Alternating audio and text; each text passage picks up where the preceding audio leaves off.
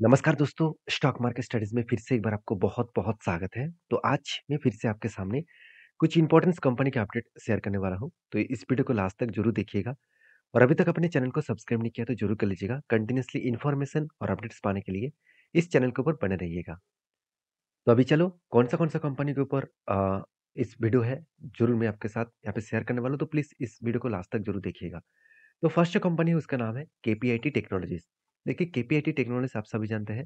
इस कंपनी देखा जाए तो ऐसे एक आईटी सेक्टर है जिसका ग्रोथ आईटी सेक्टर गिरने के बाद भी इसका ग्रोथ बहुत तेज़ी से हो रहा है। देखिए टोटल अगर आईटी सेक्टर के बारे में बात करूँ तो टोटल आईटी सेक्टर में एक बिग करेक्शन देखने को मिला। तो फिर भी इस कंपनी के ऊपर एक अलग लेवल का ग्रोथ देखने को मिले हैं। देखिए टोटल निफ्टी आईटी के बारे में बात करूँ आप देख सकते हैं निफ्टी आईटी में किस तरीके से बिग क्रैश देखने को मिला था। और इस कहाँ से कहाँ तक गिरावट हुआ था और कब गिरावट हुआ था अगर मैं देखूँ तो यहाँ पे देखिए सितंबर 2023 सॉरी हाँ, सितंबर 2023 में और उसके बाद पीछे चले जाएँगे तो पूरा डेटा आपके सामने है। तो सितंबर 2023 से देखा है तो एक बिग करेक्शन देखने को मिला था निफ्टी आईटी में। तो सितंबर 2023 याद रखना और जो करेक्शन हुआ था नवंबर तक, तो उसी तरीके से अगर मैं यहाँ पे चार्ट पैटर्न केपीआईटी के बारे में चर्चा करूँ, देखिए सितंबर से अक्टूबर उस टाइम में शेयर कंटिन्यूअसली भागता ही रहा। कंटिन्यूअसली वो ऊपर जाते रहे। तो टोटली आईटी सेक्टर में गिरावट था, फिर भी केपीआईटी के ऊपर ऐसा क्या राज था, जिसके कारण शेयर लगातार भागते चले जा रहे थे? देखिए, इसके पीछे एक ही राज था। एक ही राज क्या है? कंपनी का बिज़नेस। कंपनी का एक्चुअली बिज़नेस किसके ऊपर है? ऑटोमोबाइल सेक्टर के ऊपर, मतलब ऑटोमोबाइल इंडस्ट्रीज़ के ऊपर। तो ऑटोमिडल मोबाइल्स इंडस्ट्रीज़ में जो टेक्नोलॉजीज़ है, जो आईटी सॉल्यूशंस है, तो उसके ऊपर काम करते हैं। आप देख सकते हैं यहाँ पे आप यहाँ पे खुद ही देख लीजिए। आप देख सकते हैं यहाँ पे जो मोबाइल्स इंडस्ट्रीज़ है अक्रॉस द ग्लोबल मार्केट में कंपनी काम करते हैं और स्पेशलाइज़ेशन किसके ऊपर है? एम्बेडेड जो सॉफ्टवेयर्स है, आर्टिफिशियल इंटेलिजेंस, डिजिटल सॉल्यूशंस इस तरीके से प्रोडक्ट को कंपनी सप्लाई और मतलब सप्लाई देते हैं और इस तरीके से कंपनी को वो खुद का प्रोडक्ट डिलीवरी भी करते हैं। तो कंपनीज़ की जो ग्रोथ है वो टोटली ऑटो सेक्टर के ऊपर डिपेंडेंट है।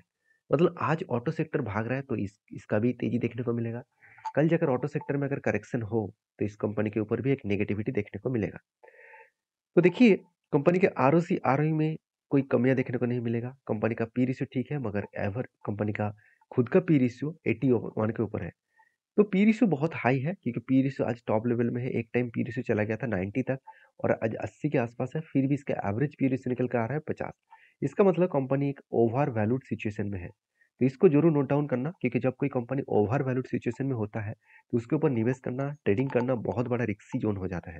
क्योंकि उस आपको लग रहा है कि कंपनी भागते रहा है तो मैं टॉप लेवल में बाय करूँ, तो ओवर वैल्यूड वैल्यूएशन के हिसाब से वो कभी न कभी वहाँ से करेक्शन भी हो सकते हैं।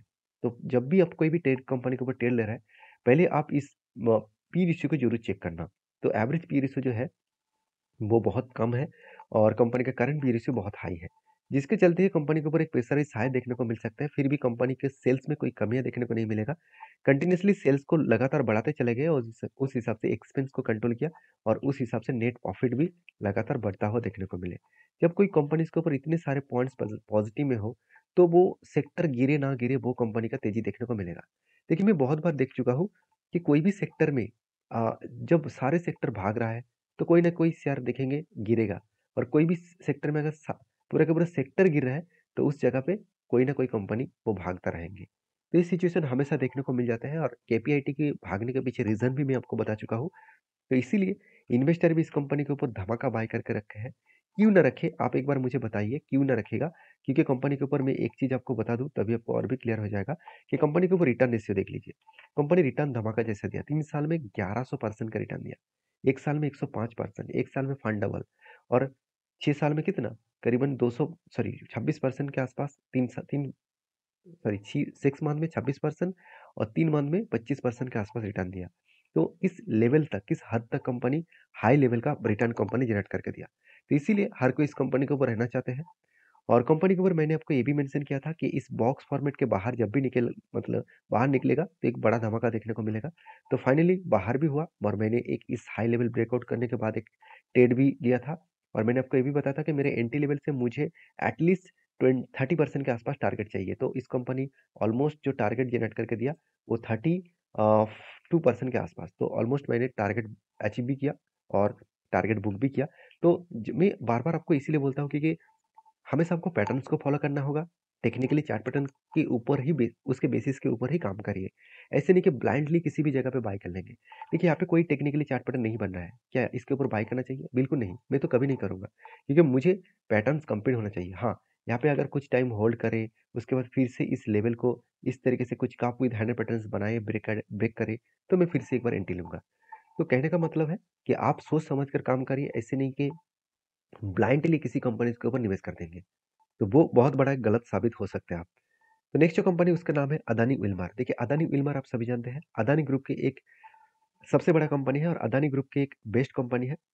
जिसके बारे में चर्चा करूं तो अदानी विल्मार के ऊपर आपको एक चीज के बारे में बता दूं कि जब अदानी ग्रुप की हालत खराब हो गया था हिंडनबर्ग के कारण, और वही हिंडनबर्ग के कारण आज फिर से तेजी से भाग रहा है, क्योंकि यूएस मार्केट में हिंडनबर्ग के ऊपर बहुत सारे आरोप लगाया कि वो फेक न्यूज पब्लिश करते हैं, और इसी के चलते हैं अदानी ग्रुप की एक तेजी देखने को मिला है। और सुप्रीम कोर्ट के माध्यम से भी अदानी ग्रुप ने कुछ केसेस जीते हैं, इसके चलते हुए अदानी ग्रुप के ऊपर और भी चार चांद लग गए। तो अदानी व्हील मार्क के ऊपर मैं पहले भी बोल चुका था कि इस शानदार तरीके से टेक्निकली चार्ट पैटर्न बना है। उस टेक्निकली चार्ट पैटर्न किस तरीके से बना, चलो एक बार हम फिर से आपको दिखा देता हूँ। देखिए यहाँ पे क्या बना, कंटिन्यूअसली कुछ बाइंग कैंडल बना, एक दो तीन, तीन बाइंग कैंडल बना, तीन ही ग्रीन कैंडल बना। थोड़ा सा चलो मैं यहाँ पे जूम करके दिखा देता हूँ और भी क्लियर हो जाएगा। देखिए क्या बना, एक कैंडल, दो कैंडल और तीन कैंडल बाइंग कैंडल बना।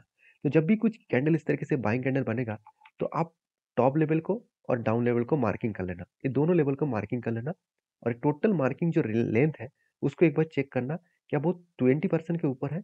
अगर 20% के ऊपर है तो आपको एक अपॉर्चुनिटी यहाँ पे मिलेगा। तो दो चीज़ों का आपको कंफर्मेशन होना चाहिए। पहली बात, कंपनी का फंडामेंटल ठीक होना चाहिए। उसके साथ साथ जब भी इस तरीके से कोई पैटर्न्स बने, तो वो आपको देखना है कि 200 डेज ईएमए के नीचे बने हैं कि नहीं। तो नीचे बने हैं, ये भी एक प्लस पॉइंट है, तो दो कंफर्मेशन मिल गया।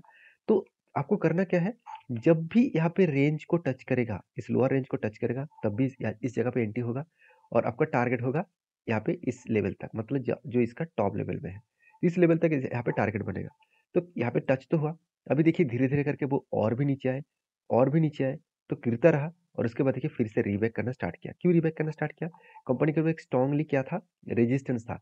इस रेजिस्टेंस को ब्रेकआउट किया और धीरे धीरे करके वो ऊपर जा रहा है। आप इजी तरीके से इस लेवल तक टारगेट वो दे पाएंगे। तो देखिए मैं आपको बार बार बोलता हूँ, किसी भी स्टॉक के ऊपर काम करना है तो आपको इस तरीके से टेक्निकली चार्ट पैटर्न को फॉलो करके काम करना है। ऐसे नहीं कि ब्लाइंडली किसी भी कंपनी के ऊपर कभी भी निवेश कर देंगे, तो वहाँ पे शायद आपको एक दो बार प्रॉफिट मिल जाएगा, मगर बाकी टाइम आपको लॉस मिलेगा। क्योंकि आंख बंद करके कोई भी निशाना लगाना, अ, मतलब इम्पॉसिबल नहीं कहूँगा, पॉसिबल तो है, मगर वही लोग कर पाएंगे जो बहुत ज़्यादा एक्सपीरियंस है उसका और बहुत ज़्यादा प्रैक्टिसेस किए हैं। इसलिए बार बार बोलता हूँ कि आप अगर एक्सपीरियंस को बढ़ाना चाहते हैं, सीखना चाहते हैं, तो मेरे साथ जुड़िए, चैनल को सब्सक्राइब करिए। आपको मैं हमेशा सिखाता रहूँगा, और मैं आपको ये भी बताया कि जिस स्ट्रैटेजीज़ को फॉलो करके मैं डेली बेसिस इंट्राडे ट्रेड करता हूँ, तो उस स्ट्रैटेजीज़ को भी आप सीखना चाहते हैं, तो मुझे ज़रूर कमेंट्स करके सिर्फ इंट्राडे लिखिए और येस लिख कर भेजिए। ज़्यादा से ज़्यादा कमेंट्स आएँगे, तो मैं उसके ऊपर भी डेली बेसिस एक वीडियो आपके साथ शेयर करता रहूँगा।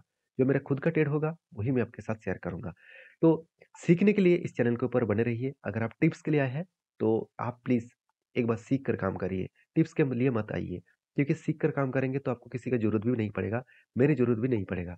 तो अदानी विल्मर के ऊपर सिर्फ एक ही वीकनेस पॉइंट है, कंपनी का जो क्वार्टरली रिजल्ट है, वो नेगेटिविटी में कन्वर्ट हुआ, प्रॉफिट जो है वो लॉसेस में कन्वर्ट हो गया। तो यहाँ पे एक वीकनेस के बेसिस में देखने को मिला।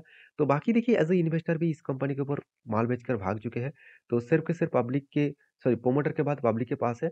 तो देखिए इंस्टीट्यूशन के पास होल्डिंग क्यों नहीं है? ये बात भी आपको समझना पड़ेगा, क्योंकि प्रोमोटर के पास ही 87% का 88% के आसपास होल्डिंग है। तो सेबी के रूल्स के हिसाब से 75% के ऊपर होल्डिंग नहीं होना चाहिए। तो जब भी माल बेचेंगे, तब ओएफएस के माध्यम से जब माल बेचेंगे, तो डायरेक्टली आप देखेंगे एफआईएस और डीएस माल वो ऐड करेंगे। तो कहने का मतलब है कि जब भी कोई कंपनी इसके ऊपर ज़्यादा प्रोमोटर के पास होल्डिंग है, तो आप एक अंदाज़ा लगा लेना, आज नहीं तो कल उसको माल को तो बेचना ही पड़ेगा, तब शेयर में एक करेक्शन भी देखने को मिल सकता है। तो बाकी अदानी विल्मर के ऊपर आपकी क्या राय है, ज़रूर कमेंट्स करना। तो मैंने तो ट्रेड ले चुका हूँ, आपकी क्या राय है, ज़रूर कमेंट्स करना। तो नेक्स्ट जो कंपनी उसके बारे में बात करूँ, उसका नाम है दीपक नाइटेड। देखिए दीपक नाइटेड के ऊपर मैं हमेशा बुलिश फील इसीलिए करता हूँ, क्योंकि कंपनी में एक स्ट्रांगली मैनेजमेंट टीम है। मैनेजमेंट टीम स्ट्रांग क्यों, मैं बता दूं कि कंपनी के ऊपर सबसे एक चीज़ देखकर आपको पता चल जाएगा। देखिए कंपनी ने बोरिंग्स कब लिया था? कोविड के सिचुएशन में। कोविड के टाइम में कंपनी अच्छा खासा कर्जा लिया और कंपनी सबसे पहले कोविड खत्म होने के बाद जब कंपनी का बिज़नेस फिर से स्टेबल मतलब ट्रैक में आया, तब इस कंपनी ने क्या किया? सबसे पहले कर्जे को वो एकदम ना के बराबर किया। मतलब ज़ीरो डेब्ट आप बोल सकते हैं। ज़ीरो डेब्ट आप बोल सकते हैं, इतना कर्जा कम किया। क्योंकि कंपनी के देखिए मैनेजमेंट और भी कितना स्ट्रांग है, ये भी आपको पता चलेगा, वो है सीडब्ल्यूआईपी में। अभी सीडब्ल्यूआईपी होता क्या है? कैपिटल वर्किंग इन प्रोसेस मतलब कंपनी का खुद का कैपिटल कुछ वर्किंग में, कुछ प्रोसेसिंग में पैसा फँसा चुके हैं। तो कितना पैसा लगा है? 479 आज तक की हाईएस्ट पैसा यहाँ पे इन्वेस्टमेंट किया है।